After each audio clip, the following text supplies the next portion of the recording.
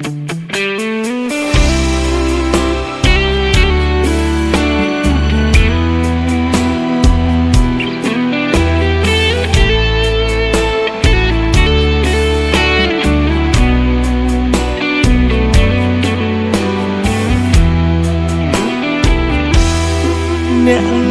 ណា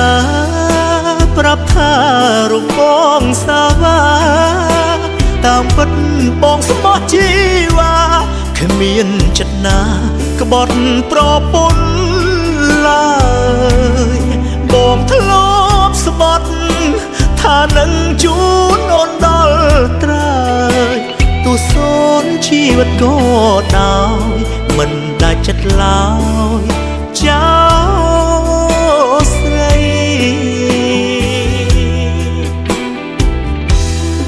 ស្រ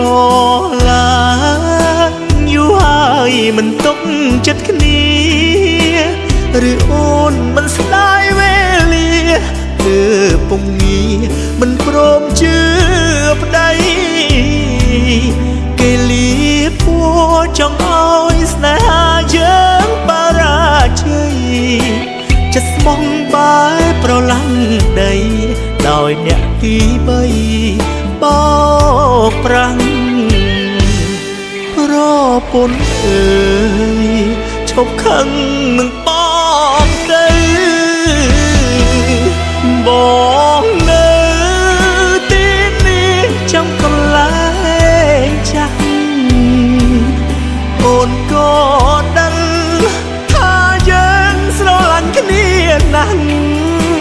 មិនដែលមានចិត្តក្រឡាំងសូមត្រឹមក្បែរគ្នាលោកស្រី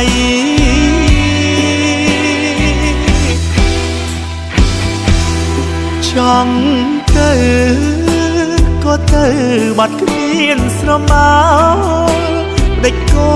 ទុករូបបងចោលឲ្យតែតោលម្នាក់ឯងរីងរៃបាត់អូនទៅតែរស់នៅមានន័យអ្វីបើបេះដូងមានតែស្រីកុំជឿគេអីទុកចិត្ត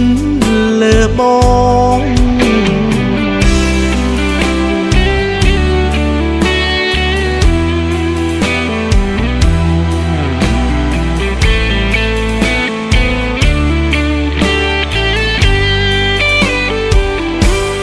ប្រ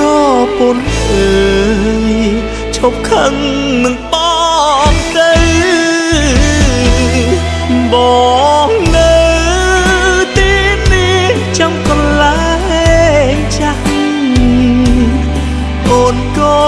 ដឹងថាយើងស្រឡាញ់គ្នាណាស់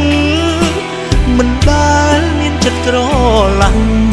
សូមត្រឹមក្បែរគ្នារហូត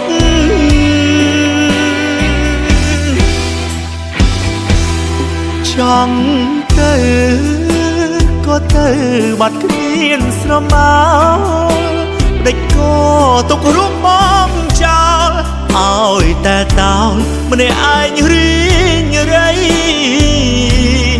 បាត់អូនទៅតែរស់នៅមានន័យអ្វីបើបេះដូងមានតែស្រីកុំជឿគេអីទុកចិត្តលើបង